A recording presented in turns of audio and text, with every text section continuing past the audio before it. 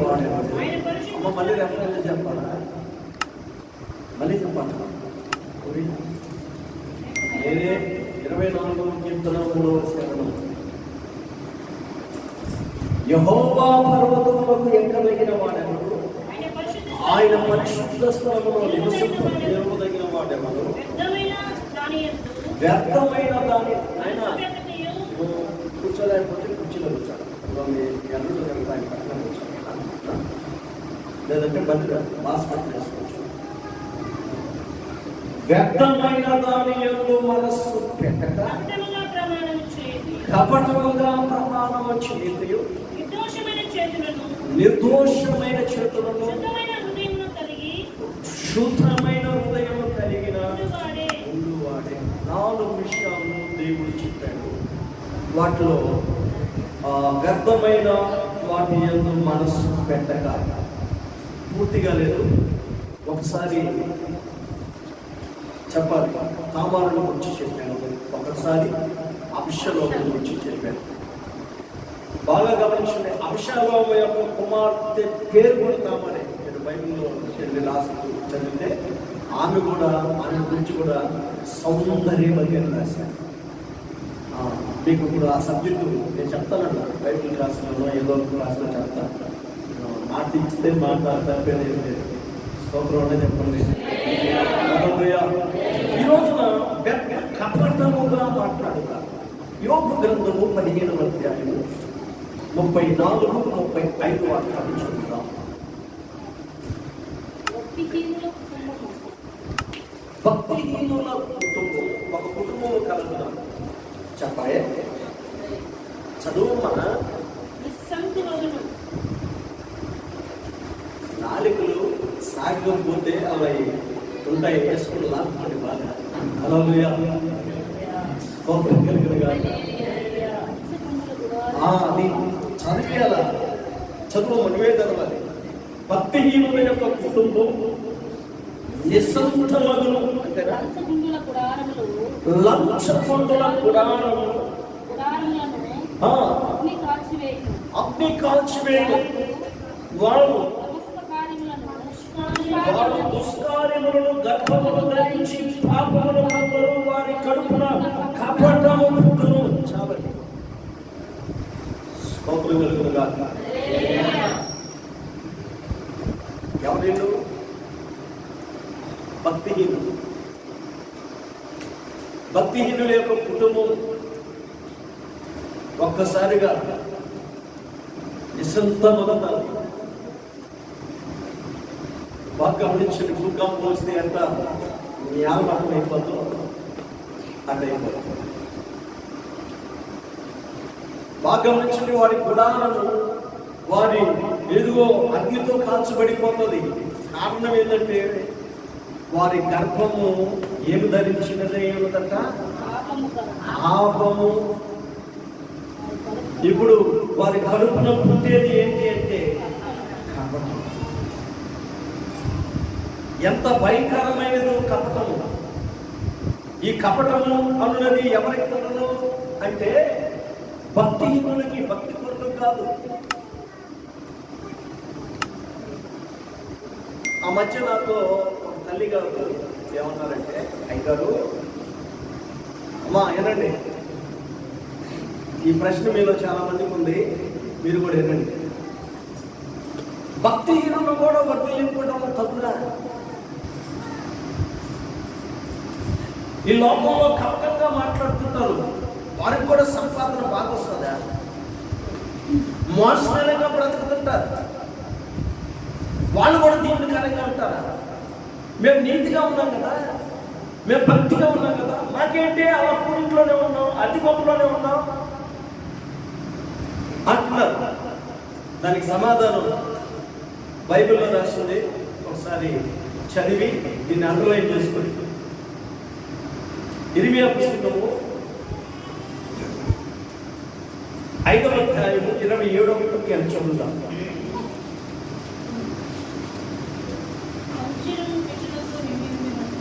బాగా దాన్ని మీరు అండర్లైన్ చేసుకుంటే బైబిల్, పంజరము పిట్టలతో నిండి ఉన్నట్టు వారి ఇండ్లు అబ్బా కపటముతో నిండి ఉన్నది.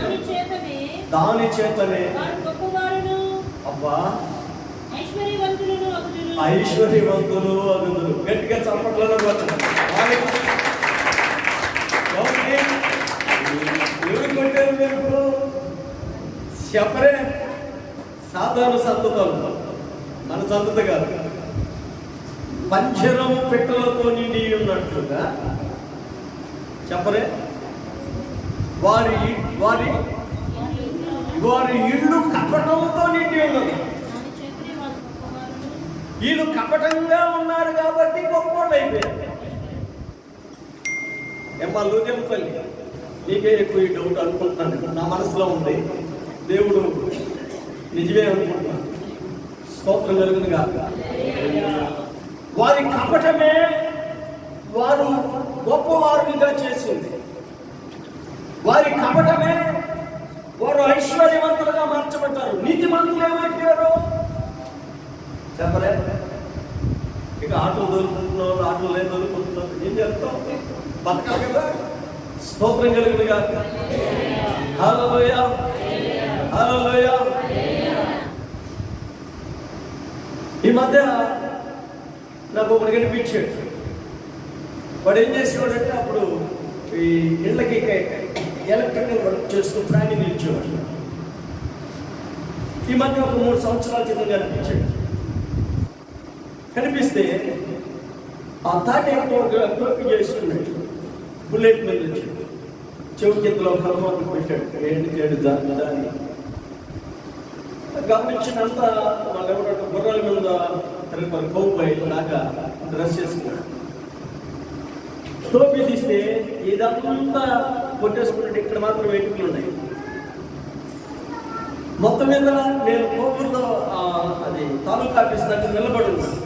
బండి వేసుకొని అట్లా నిలబడి ఉన్నాను. వాడు బండి ఆపి నా పక్కనే పోయాడు. గమ్ముగా ఉన్నాను నేను. మళ్ళీ రివర్స్ వచ్చి నన్ను తట్టాడు. ఏం బాబా? వాడు టోపీ వాడిని నిజంగా చెప్తున్నాను నాయనతో పోల్చుకోలేకపోయినా. తర్వాత టోపీ తీసినప్పుడు పోల్చుకున్నాను. స్తోత్రం కలుగుతున్నాను. ఎవడనీడు అనుకుంటూ ఏం బాగుండావా అనుకున్నాను. అంటే వాడేమో బావని నేనేమో తెలియదు అన్నాను అనుకోండి. ఇప్పుడు వాడు నడమంత్రం కూడా అయి ఉన్నాడు, నన్ను అనుకుంటాడు. అవునా కదా? మామూలుగా అయితే నడమంత్రం కూడా వాడున్నాడు. వేషం, వాడు తీరు, పరిస్థితి నన్ను అనుకుంటాడని చెప్పి బాగున్నాడు. ఏం చేస్తావు? ఏంటంటే సంపాదించాల్సినంత వరకు సంపాదించి గుండ్లు ఏం చేశాను. ఇక సంపాదించాల్సింది ఏం లేదు. హల్లెలూయా. ఎలా అంటే అంతా మోసమే. ఏంటంట? అంతా మోసమే. డబ్బుండి వ్యాపారం చేసేవాడికి ఏమి ఉండదంట. హల్లెలూయా. మాటలు చెప్పినవాడికి ఎక్కువ ఉంటారు. నేనేం చేయను, ఇదిగో నువ్వేం వ్యాపారం చేస్తున్నావు అంటాడు ఎవడన్నా వస్తే. అంతా కన్సల్టింగ్. అయ్యా నేను దోసకాయ వ్యాపారం చేస్తాను, మన దగ్గర దోసకాయలు ఉంటాయి, మీరు పోయి కొనుక్కోండి. గమనించండి, ఆడ రోడ్లో మ్యాజిక్ బాగా గమనించండి. ఇలా ప్లాట్ఫామ్ మ్యాజిక్ అంటే కపటం. వీళ్ళకి చెప్పే రేటు ఒకటి, వాళ్ళ చేత కొనిచ్చే రేటు ఒకటి. ఇలా డబ్బంతా పుట్టలుగా సంపాదించానని చెప్పాడు. ఇటీవల ఒక 3 నెలల క్రితం వాడి గురించి విచారిస్తే జిల్లా జైల్లో ఉన్నాడు. చెప్పలే. హల్లెలూయా. అంటే ఏం పండింది? పాపం పండింది. వాడి పరిస్థితికి, వాడి స్థితికి ఆ బైకు, ఆ తాటేకి అనుకున్న టోపీ అవసరం లేదు. దేవునికి మహిమ కలుగునుగా. హల్లెలూయా. ఇప్పుడు అంతా మోడర్న్ టోపీలు వస్తే మళ్ళీ పాతకెళ్ళాడు. దేవునికి మహిమ కలుగునుగా.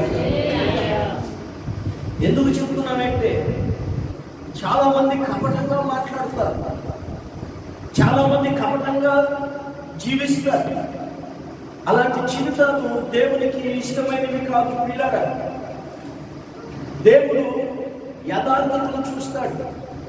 ఆయన కొండ మీదకి మనం వెళ్ళాలి అంటే ఆయనలో ఉన్న యథార్థత, ఆయనలో ఉన్న నీతి క్రియలు, ఆయనలో ఉన్న ప్రేమ క్రియలు, ఆయనలో ఉన్న సాత్వికమైన గుణాలు మనము కలిగి చూపిస్తే మనకు దేవునితో సహవాసాన్ని నిర్మిస్తాడు. స్తోత్రం కలుగును గాక. ఈరోజు ఒక ముగ్గురు భక్తుల గురించి నేను చెప్పాలనుకున్నాను. అంత దూరం నన్ను మీరు చెప్పలేదు. హల్లెలూయా, హల్లెలూయా. కనుక నేను ప్రాముఖ్యంగా ఒక వ్యక్తుల గురించి మొదటగా చెప్తాను. ఆయన పేరు యోవాబు. మీరు ఈ పేరు బాగానే విన్నారు కదా. ఎవరో చెప్తారా? యోవాబు ఎవరు? దావీదు యొక్క అక్క కుమారుడు, సెరూయా కుమారుడు, లేదంటే దావీదుకి మేనలుడు. దావీదు సైన్యంలో సైన్యాధిపతి, దావీదు సేనలో మంచి యుద్ధ వీరుడు. దావీదు గమనించే రాజ్యంలో శత్రువులని మట్టి కనిపించగలిగినటువంటి దిట్టగలిగిన వాడు. ధైర్యము, జ్ఞానము, వివేకము అంత మాత్రమే కాదు, దావీదు ప్రతి శ్రమలో యోవాబు ఉన్నాడు. దావీదు యొక్క ప్రతి కన్నీరులో యోవాబు ఉన్నాడు. అయితే దావీదుకు తగినటువంటి కిరీటము యోవాబుకు కూడా రావాలి. కానీ అతడు ఆ స్థాయిలో లేకపోయాడు.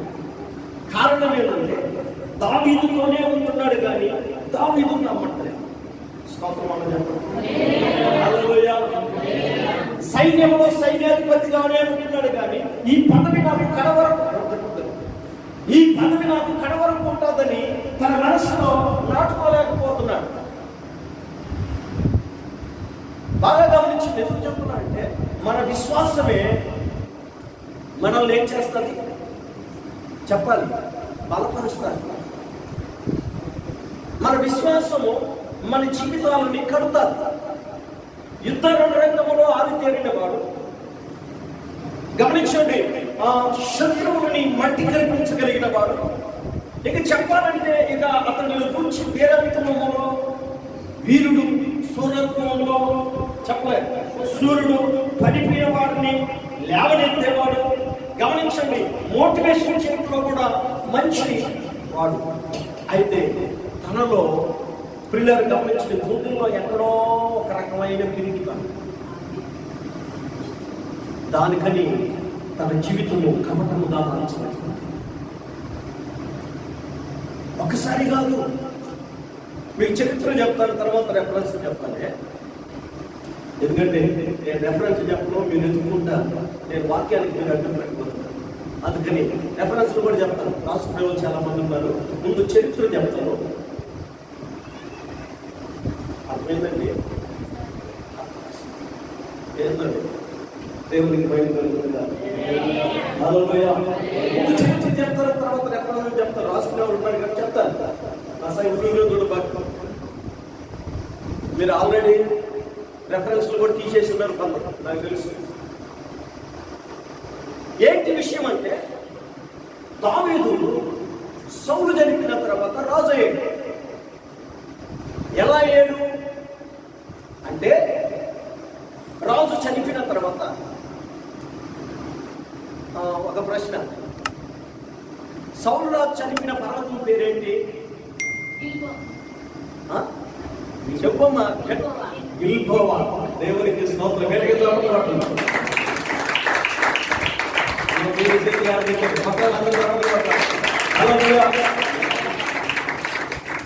గిల్బోవా పర్వతములని గిల్బోవా పర్వతములను గురించి దావీదు యాచించాడు, కన్నీరు కార్చాడు. తర్వాత జనాలందరూ అంటున్నారు, యెరూషలేములో రాజు లేడు, ఇశ్రాయేలుకి రాజు లేడు, ఆల్రెడీ దావీదుని రాజుగా ప్రతిష్ఠించారు, ఇక నీకేంటి పొదువు, ఇంకేంటి నీకు పర్వ, నువ్వు వెళ్ళి సింహాసనం మీద కూర్చో, పదవి దాని అంతటా అదే వచ్చి నీ తల మీద పడుతుంది అన్నారు. కానీ దావీదు అలా చేయలేదు. ఏం చేస్తున్నాడంటే, మోకాళ్ళు వేసి, ప్రభువా నేను యెరూషలేములోనికి వెళ్ళుదునా, ఇదిగో నేను యెరూషలేములోనికి వెళ్ళుదునా అని ప్రార్థించాడు. ప్రార్థించిన తర్వాత ఎలమన్న తర్వాత ఆ యెరూషలేములో ఏ స్థలంలోనికి నేను వెళ్ళాలి అని అడిగాడు. అడగగానే హెబ్రోనులోనికి వెళ్ళు అన్నాడు. మీరు ఈ విషయాలన్నీ సమూయేలు 2వ గ్రంథం 2వ అధ్యాయంలో పరిశుద్ధాత్మ దేవుడు లిఖించాడు. ఇప్పుడు సబ్జెక్టు అది కాదు, ప్రారంభం తెలియందే మధ్యలోకి వచ్చి చెప్పేసాడు. అర్థం కాదు. హల్లెలూయా. అందుకని మొదలు ప్రారంభం తెలియాలి. కట్టే కొట్టే తెస్తే మధ్యలో చరిత్ర ఏమైందో అలా చెప్పేసిన వాళ్ళు కూడా కట్టే చెప్పరే, కొట్టే తెచ్చే, తెచ్చిన దాన్ని ఏమైనా ఏలుకున్నాడా చెప్పరే. అలాగే పాపం అంత కష్టపడి కట్టించి, అంత కష్టపడి కొట్టి, అంత కష్టపడి తెచ్చుకొని మళ్ళీ ఆయన వాళ్ళు చేశారు. ఏం జీవితం దేవునికి మహిమ కలుగుతున్నారు. హల్లెలూయా. అంటే తెచ్చింది పవిత్రంగా ఉందన్న నమ్మిక ఉదయానికి ముందేగా, తాను చెడింది వనంతా తెలిసిందంట. అంటే నీ హృదయం మంచిగా ఉంటే ఎదుటి వాడు కూడా నీకు అలాగే కనపడతాడు. నీ మనసు మంచిగా లేదనుకో, చూసినప్పుడు ఆవేశంగా పడుతుంటావు. నువ్వు దుష్కార్యంలో ఉన్నావు అనుకో, చూసిన వ్యక్తిని దుష్కార్యంలో ఉన్నాడేమో అన్న మనసు కాదంటారా? గమనించండి ప్రియులారా, అలాగే చెప్పట్లేదు. నేను ప్రారంభం నుంచి చెప్తున్నాను, జాగ్రత్తగా వినండి. నేను యెరూషలేములో వెళ్ళవలసిన పురమేది అని అడగగా, నీవు హెబ్రోనులో ఉండు అని దేవుడు దావీదుతో వాక్కు ద్వారా ప్రత్యక్షమయ్యాడు. నేను పలుమార్లు మీకు చెప్తున్నాను, ఆ పాత నిబంధన కాలంలో సరాసరి దేవుడు ఎవరితో మాట్లాడలే. ఒక యాకోబుతో మాత్రమే మాట్లాడినట్లు, ఆ యాకోబు మాత్రమే నేను దేవుడితో మాట్లాడి దేవుడిని చూసి మాట్లాడినా బతికేను అన్నాడు. ఎందుకంటే నూట్లో 99 అబద్ధాలు చెప్తున్నాయి. అది కూడా నిజమో అబద్ధమో నాకు తెలియదు. స్తోత్రం అంతా చెప్తాను. హల్లెలూయా. మోషే కూడా నేను దేవుడు చూడలే, ఆయన కూడా చూడలే, వెనక భాగంలో మాత్రం ఒక భాగాన్ని చూసాడు. అందుకని వాక్కు ద్వారా ప్రత్యక్షమై నువ్వు హెబ్రోనులో ఉండన్నాడు. హెబ్రోనులోనే ఉన్నాడు. యెరూషలేము నుంచి ప్రజలు కత్తి వాయిద్యాలతోనూ, వీణలతోనూ, తంబురులతోనూ డప్పులు వాయించుకుంటూ, నాట్యం చేసుకుంటూ దావీదు దగ్గరకు వచ్చి సౌలు మీద ఉన్నటువంటి కిరీటాన్ని దావీదుకు పెట్టి మరలా యెరూషలేములో తీసుకుని వెళ్ళి సింహాసనంలో కూర్చోబెట్టారు. అలా సింహాసనంలో కూర్చున్న తర్వాత రాజుకి గుర్తు వచ్చాడు. ఎవరు అంటే సౌలు యొక్క సహోదరుడు, కుమారుడు. సౌలు రాజ్యంలో, సౌలు యొక్క రాజ్యాధికారంలో శత్రువులని బట్టి కనిపించినటువంటి యుద్ధ సౌలుడైన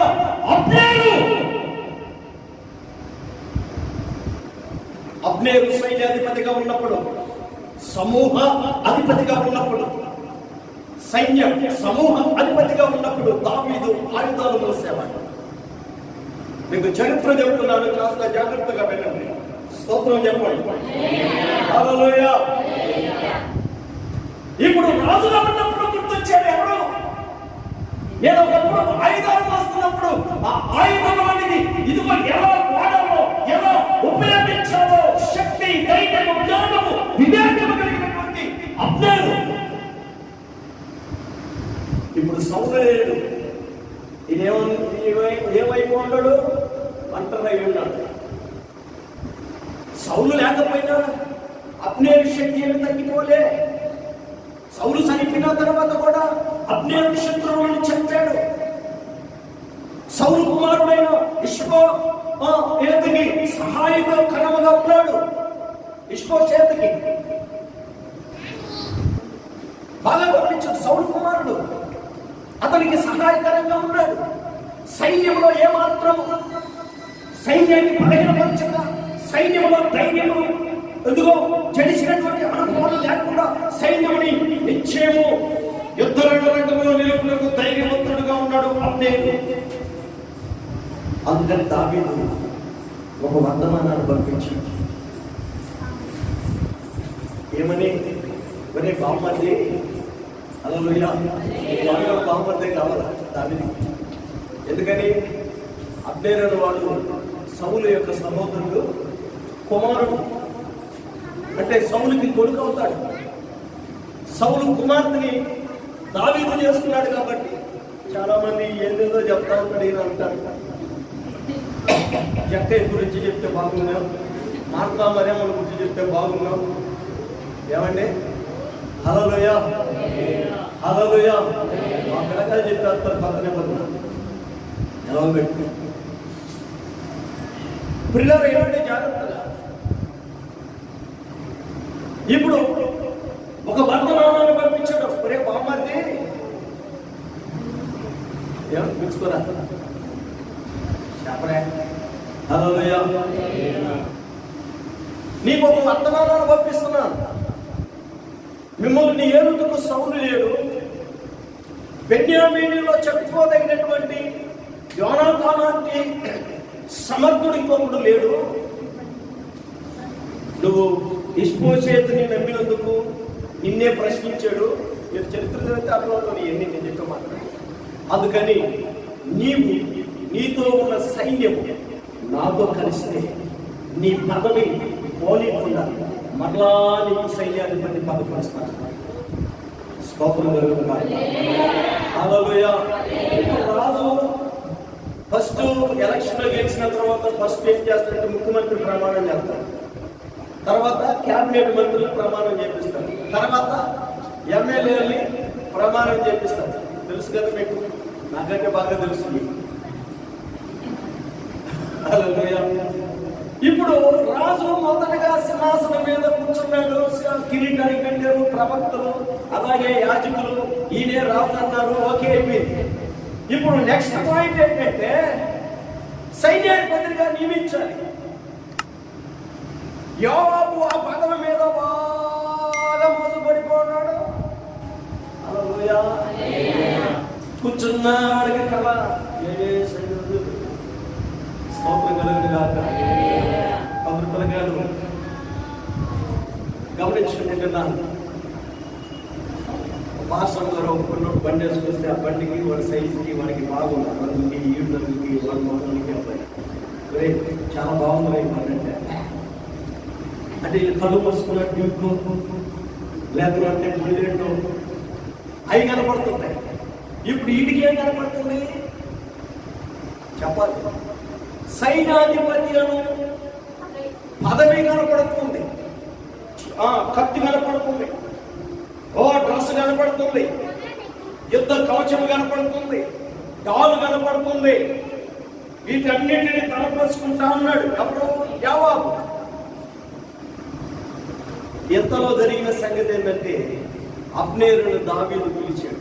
దావీదు దగ్గరికి అబ్నేరు వచ్చి ఇద్దరు ఒకరినొకరు కౌగిలించుకుని ఏడ్చుకొని, ఒరే మీ బాబాయ్ నన్ను తరివే పుడితే ఈరోజు మీ బాబాయ్ చచ్చిపోడు కదా, పాపం నాకు మామ చచ్చిపోయాడు, నీకు పెదనాన్ని చచ్చిపోయాడు అని ఒకరిని పట్టుకొని ఒకరు ఏడ్చుకొని ఏడ్చుకొని ఏడ్చుకొని సమాధానపరుచుకొని, నీ దగ్గర ఉన్న సైన్యం కానీ, నీ దగ్గర ఉన్న ఇశ్రాయేలు కానీ, ఇశ్రాయేలు జనాంగం కానీ వారందరికీ చెప్పు, దావీదు వాడు ఇశ్రాయేలు ప్రజలకి ఎవరికి కీడు చేయడని చెప్పు.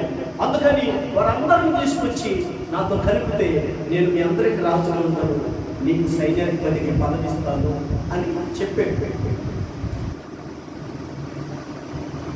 పిల్లరా పదవి ఇస్తానని కూడా చెప్పదు అక్కడ. తన మనసులో ఉందేమో నీది నీకుంటుంది. హల్లెలూయా. బాబు గారు చెప్పినట్టు మీరు గెలుచుకోరండి, మీరు మీకు ఇస్తానన్నాడు. హల్లెలూయా. మీరు గెలుచుకోబోయే ప్రభుత్వాలకి కమిటీ చేస్తాడు. అది ఇస్తాడో పోతాడో తెలియదు. దేవునికి స్తోత్రం. ఆయనే తెలియదు. దేవునికి మహిమ కలుగుతున్నారు. బాగా గమనించండి, నీది నీకుంటుంది అని చెప్పాడు. ఈ సంగతి ఎవరికి తెలుస్తుందంటే యోవాబుకు తెలుసు. ఎమ్మటే యోవాబు అబ్నేరుకు వర్తమానం పంపించాడు. అబ్నేరు, నేను నీతో ఏకాంతంగా మాట్లాడాలి, నీవు నన్ను కలవాలి. ఈ సంగతి ఎవరికి చెప్పకూడదు, రాజుతోనైనా చెప్పకూడదు, నీ సైన్యంతోనైనా చెప్పకూడదు, నీ బంధువులతోనైనా చెప్పకూడదు, నీ ఒక్కడే వచ్చి నన్ను కలువు అని చెప్పాడు. పాపం తనకేం తెలుసు, అందుకని అతను ఏకాంతంగా ఈ విధంగా దగ్గరికి వచ్చాడు. ఒకసారి చదువుతాం. సమయం 2వ గ్రంథం 3వ అధ్యాయం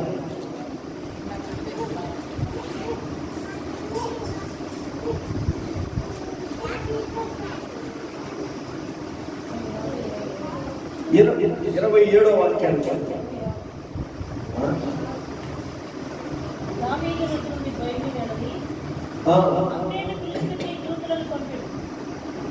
వారు పోయి సీరాయను బావి దగ్గర నుండి అతను తోడుకుని వచ్చిన సంగతి దావీదునకు తెలియజేయను. అతడు వచ్చిన సంగతి ఎవరికి తెలియదు? దావీదుకి తెలియకుండెను. అబ్నేరు తిరిగి వచ్చినప్పుడు సంగతి ఎవరికి వినపడకుండా గుమ్మము నడుమ ఏకాంతముగా మాట్లాడవలనని పిలిచి అతని సహోదరుడు ఆషేహేలు మరణంలో ప్రాణము తీసినందుకై అతని కడుపులో పడవగా అతడు చనిపోయాడు. హల్లెలూయా, హల్లెలూయా, హల్లెలూయా, హల్లెలూయా. బాగా గమనించండి, రాజుతో సంధి చేయబడిన వ్యక్తిని రాజు సైన్యములోకి ఎప్పుడు చంపకూడదు, అది నేరం. బైబిల్లో రాస్తుంది, నీ శత్రువైనా, నీ పరాయివాడైనా, నీ పొరుగువాడైనా ఇదిగో నీ దగ్గరకు వచ్చి ఇదిగో నీతో సంధి చేసుకొని ఇదిగో నీకు ప్రమాణం చేసి నేను నీకు దాసుడైనా ఉంటానని చెప్పిన తర్వాత వాడిని చంపితే వాడి స్థితి కుక్క కంటే హీనమైన స్థితి అని బైబిల్లో రాయించబడ్డా.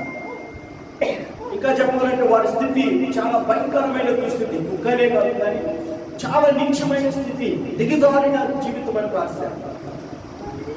పిల్లలు గమనించండి, రాజుకు చెప్పగా తనని పిలిపించి రాజు యొక్క సమాచారమే, రాజు యొక్క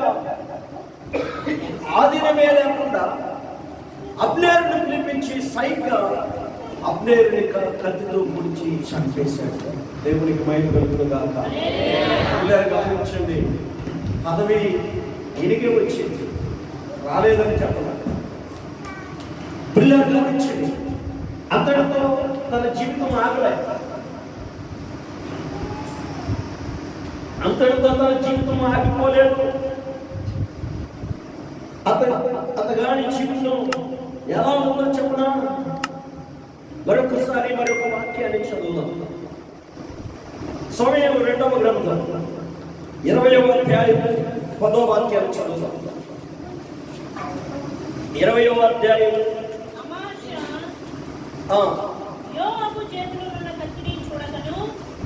బాగా గమనించండి. అమాష్య యోవాబు చేతిలో ఉన్న కత్తిని చూడకయు తనను కాపాడుకొనకును ఉండగా.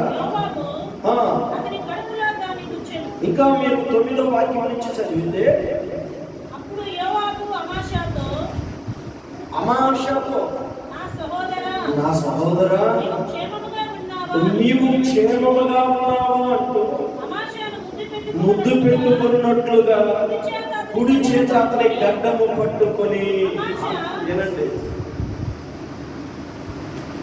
అమాషతో మాట్లాడుతున్న మాటలు యోవాబు. పిల్లల అమాషాడు వాడు మంచి వ్యక్తి, మంచి నేర్పరితనం కలిగిన వాడు, రాజుకు క్షేమమును కలుగు చేసిన వాడు.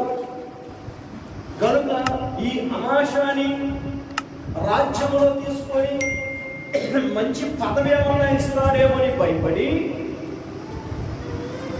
నా సహోదరుడా అని పిలిచి, పాపం అమాషాని వాడు యవనస్తుడు, వయసులో చిన్నవాడు, కౌగిలించుకున్నట్లుగా కౌగిలించుకొని వాడి గడ్డము కట్టుకొని ముద్దు పెట్టుకుంటూ నటిస్తూ వీడేమనుకున్నాడంటే నన్ను కౌగిలించుకుంటున్నాడు కదా, నన్ను ప్రేమిస్తున్నాడు కదా, నన్ను సహోదరుడా అంటున్నాడు కదా, నన్ను ముద్దు పెట్టుకుంటున్నాడు కదా, నా మీద నిజంగా ఇతడికి ప్రేమ ఉంది కదా అని అయోమయంలో అమాయక స్థితిలో ఉన్నాడు. ఎవరైనా అమాష. ఇతడు ఏం చేశాడంటే కత్తి వరలోంచి తీసి అలా వచ్చి కత్తిని తిప్పి పెరుగులు బయట పడేటట్లుగా చంపేశాడు. ఎంత కపటమో చూడండి, ఎంత కపటస్తుడో చూడండి, ఎంత కపటమైన వాడో చూడండి. ఎందుకు ఈ కపటమును గురించి చెప్తున్నానంటే, రియల్గా చెప్పాలంటే దావీదు ప్రతి శ్రమలో యోవాబు, దావీదు ప్రతి కన్నీరులో యోవాబు ఉన్నాడు. కొండలో దాక్కున్నప్పుడు యోవాబు ఉన్నాడు, గుహల్లో దాక్కున్నప్పుడు యోవాబు ఉన్నాడు, అడవిలో ఆహారం లేక పస్తులు ఉన్నప్పుడు దావీదుతో యోవాబు ఉన్నాడు. కానీ ఈ యోవాబు దావీదు అంతటి కనుగొనవలసిన వాడు చచ్చిపోయాడు. స్థిరత్వం లేకుండా చచ్చిపోయాడు, చంపబడ్డాడు. కారణం ఏంటంటే అతడు దావీదుతో నడిచాడు, దావీదు విధానాలన్నీ చూశాడు, కానీ తనలో కపటాన్ని మాత్రం తనలోనే దాచుకోడు.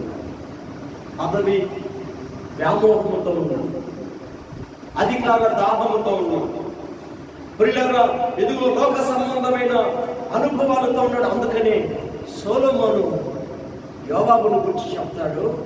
ఒకసారి చదువుతారా? రాజుల మొదటి గ్రంథము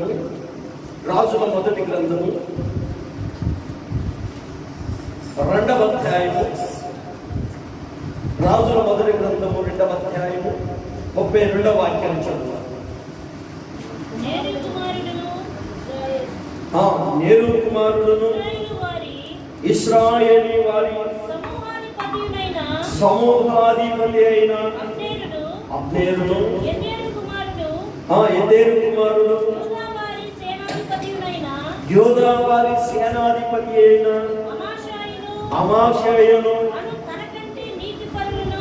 తనకంటే నీతిపరులను యోగ్యులకు ఈ ఇద్దరి మనుషుల మీద పడి యోవాబు నా తండ్రి అయిన దావీదు ఎరుగకుండా కత్తి చేత వారిని చంపివేసిన కనుక అతడు దారబోసిన రక్తము యెహోవా అతని మీదకి రప్పించెను. అతడు దారబోసిన నీతిమంతుల రక్తం, ఇతడి కంటే నీతిమంతులు, ఇతడి కంటే యోగ్యులు వారి రక్తము దావీదు ఎరుకయే సిందించాడు. ఉపదేశ క్రమం సేవకులారా వినండి. దేవుడు నీకు ఎంత తలాంతు ఇచ్చినా, ఎంత కృప ఇచ్చినా, ఎంత వాక్యం ఇచ్చినా, ఎంత జ్ఞానమైనా నీకంటూ ఒక ఆత్మీయ తండ్రి యొక్క నడిపింపులో నీకు ఉండాలి. దావీదు నడిపింపులో లేని కారణం చేత అతడు చేసిన జ్ఞానం తన తల మీదకి వచ్చింది. ఊరికే సేవ అంటే వాక్యం చెప్పేస్తే పాస్ అయిపోడు. హల్లెలూయా. క్రమాలు ఉంటాయి. 17 సంవత్సరాల నుంచి దేవుని సన్నిధిలో నుంచి నలుగుతూ దేవునికి మహిమ కలుగును గాక. ఇంకా పరిపూర్ణంగా మాకు తెలియదు. నేను చెప్తాను, ఇప్పటికి నాకు బైబిల్లో 30% కూడా తెలియదు అనుకుంటున్నాను, నేను అనుకుంటున్నాను. హల్లెలూయా. ఇంకో నాకు చెప్పాల్సిన అవసరం లేదు. ఆయన ఏమి తెలియదని నన్ను అన్నవాడు నాకే తెలియదు. మాకు 30% కూడా తెలియదు అనుకుంటున్నాను. ఇంకా 70% నేర్చుకోవచ్చు. హల్లెలూయా. ఒక క్రమంలో ఉండాలి, ఒక ఉపదేశ క్రమంలో ఉండాలి.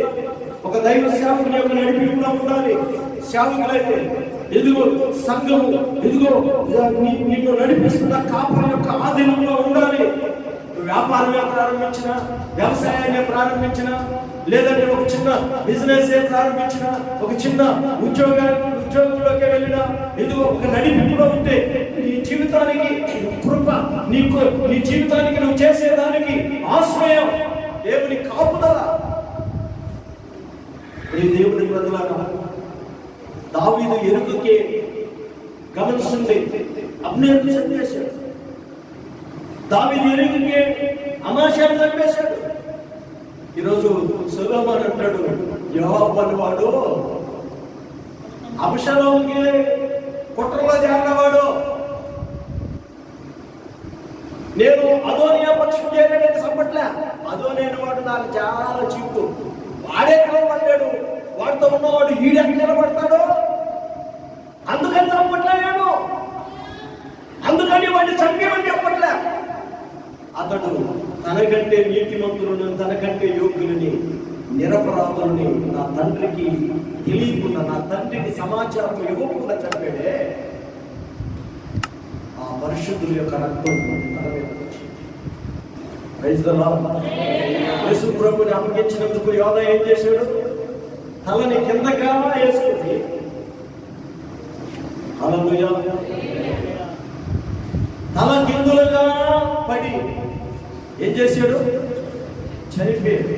తల పగిలింది, పొట్ట పగిలిపోయింది, పేగులు కింద పడిపోయినాయి.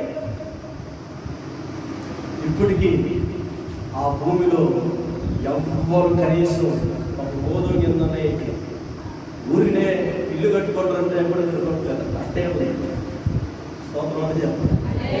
హల్లెలూయా. ఎందుకని? ఒక మంచి వ్యక్తి, ఒక నీతిమంతుడు, ఇదిగో అన్ని పొలం అన్నాడు, రకేల్దేమి ఆ భూమికి పేరు.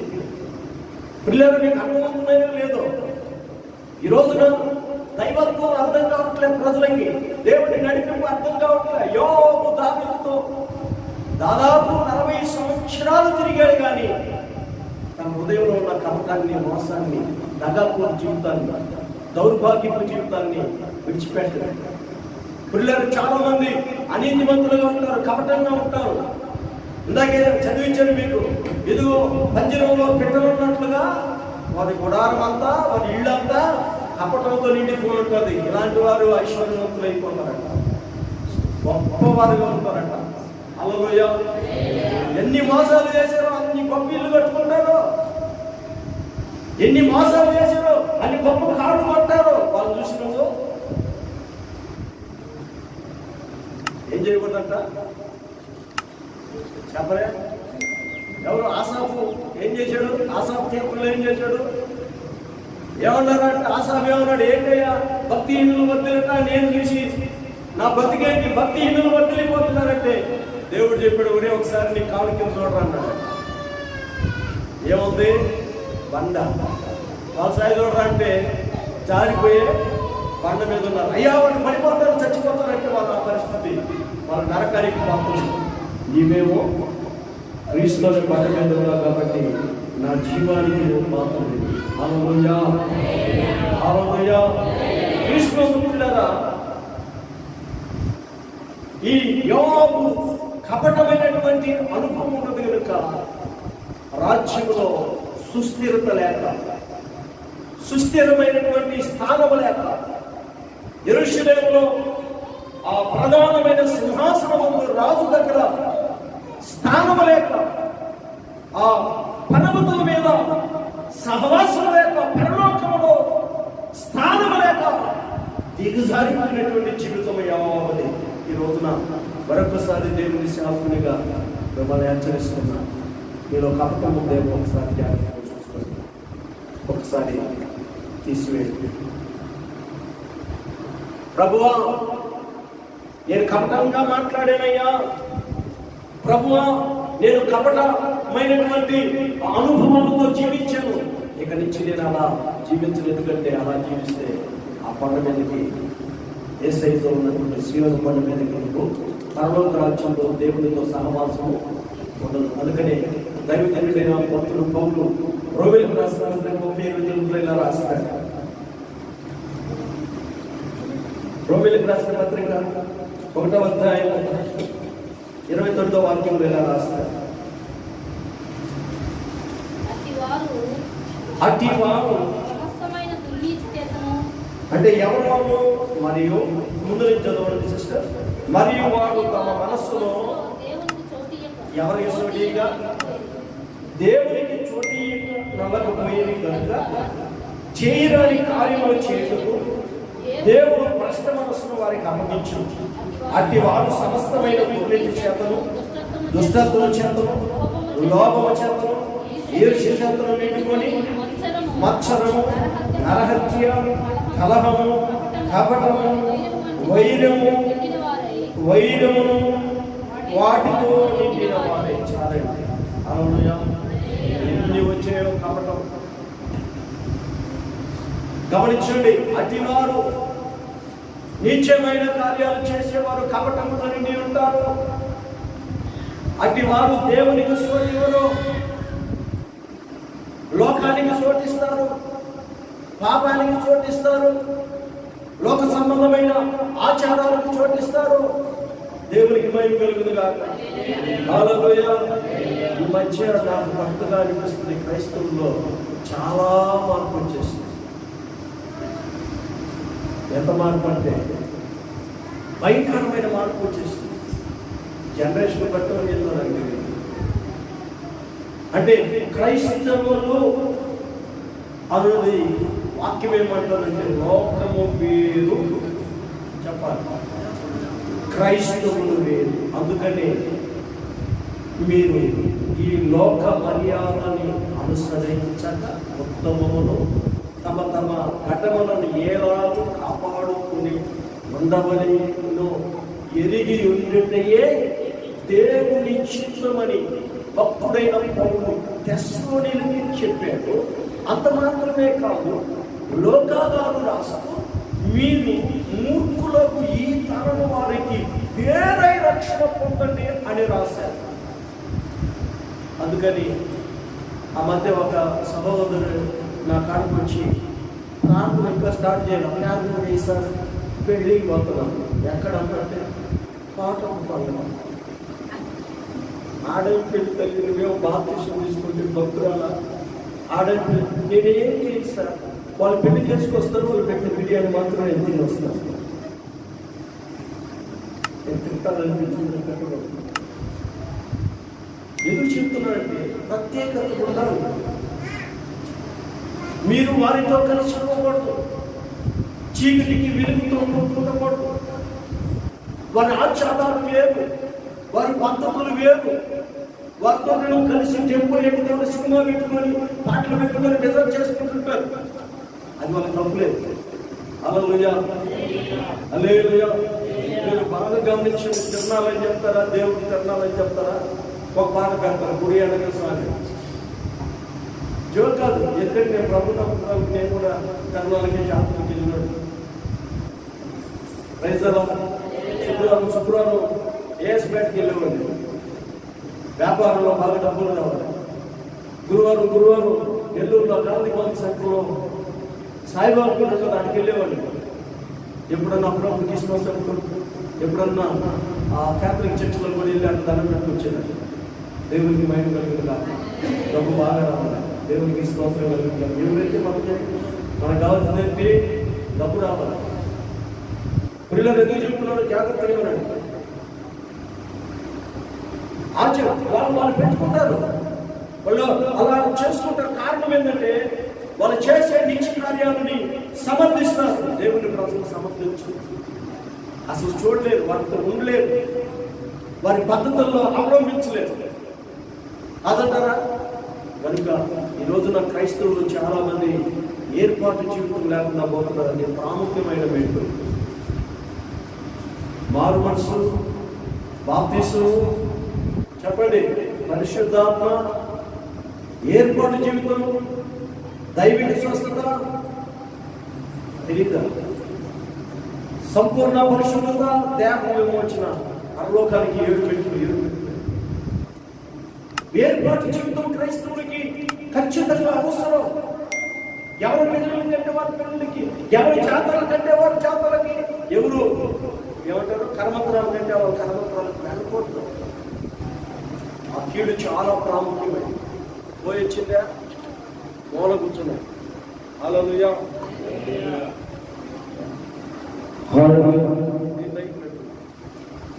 అది బాగా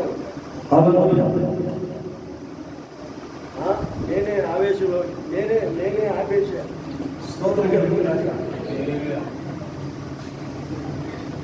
దేవునికి స్తోత్రం.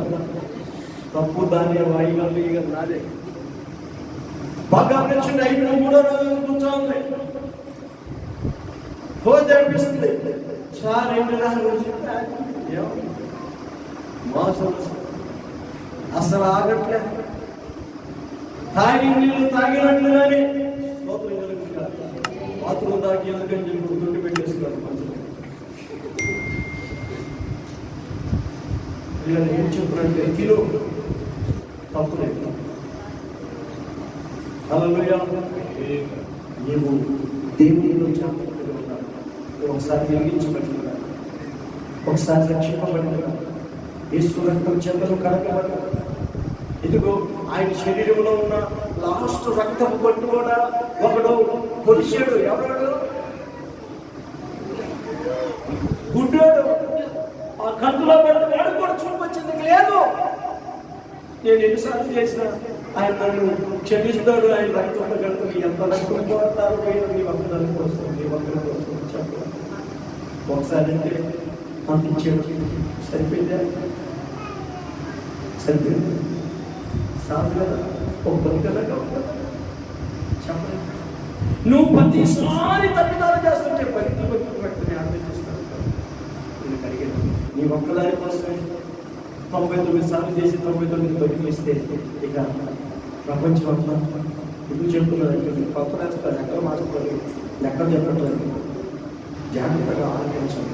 ఎన్నిసార్లు నేను ఆయన క్షమించాలి, ఎన్నిసార్లు ఆయన పరిశుద్ధమైన రక్తాన్ని కొరకై సేవించాలి, ఎన్నిసార్లు ఆయన త్యాగాన్ని గుర్తు చేసుకోవాలి. ఒకసారి క్రీడలు కపటం అన్నటువంటి మనసులో తీసుకు ఇంకొక వ్యక్తిని గురించి ఊరికి అక్కడ చదివించి ఆపేస్తారు. ఆమె సంతోషం ఆవిడ సంతోషం లేదా? హల్లెలూయా, హల్లెలూయా. అపోస్తలుల కార్యాలు 13వ అధ్యాయం 6వ వాక్యం నుంచి కొన్ని మాటలు. వారు దీపమంతటనే సంచరించి ఎవరికి వచ్చారు? పాపు అను ఊరికి వచ్చినప్పుడు గారడీవాడును అబద్ధ ప్రవక్తైన బర్యేసు అను యూదుని చూచిరి. ఇతడు వివేకము గలవాడైన సెక్కి పౌలు అను అధిపతి యొద్ద నుండెను. అతని బర్నబాను సౌలును పిలిపించి దేవుని వాక్యమును వినగోరెను. అయితే ఎలుమ ఆ అధిపతిని విశ్వాసము నుండి తొలగింపవలనని ప్రయత్నము చేసి వారిని ఎదిరించెను. ఎలుమ అను పేరునకు గారడీవాడని అర్థం. అందుకు పౌలు అనబడిన సౌలు పరిశుద్ధాత్మతో నిండినవాడై సమస్తమైన కపటముతో నిండినవాడు. హల్లెలూయా. ఈ ఎలుమ అంటే గారడీవాడు, వాడి పేరు బర్యేసు, ఊరి పేరేమో పాపు. పాపం అనేటువంటి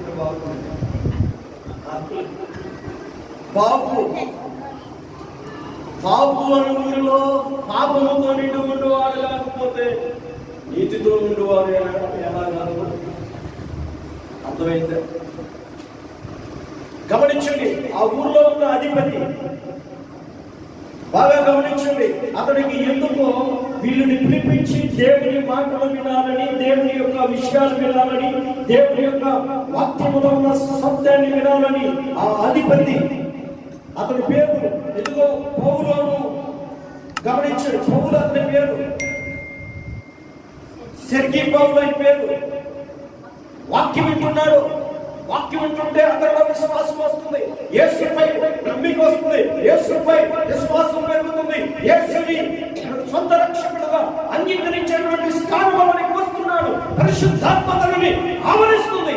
ఎమ్మంటే సాధారణ కాదు కదా, సాధారణుడు కదా, ఈడు గారుడేవాడు అడ్డుపడాలని ప్రయత్నం చేశాడు. పౌలంటాడు సమస్తమైన కపటంతో హల్లెలూయా హల్లెలూయా హల్లెలూయా. ఇలా గమనించండి. ఇదిగో దుర్మార్గంతో నిండిన వాడా, అపవాది కుమారుడా, సమస్త నీతికి విరోధి, నీవు ప్రభు యొక్క కిందని మార్గంలో చెడగొట్టుటకు మానవా, ఇదిగో ప్రభు తన చెయ్యి మీద ఎత్తి ఉన్నాడు. నీవు కొంతకాలం గుడ్డివాడిపై సూర్యుని చూడకూడదని చెప్పాను. దేవునికి చేతులెత్తి స్తోత్రం చెబుదాం. హల్లెలూయా.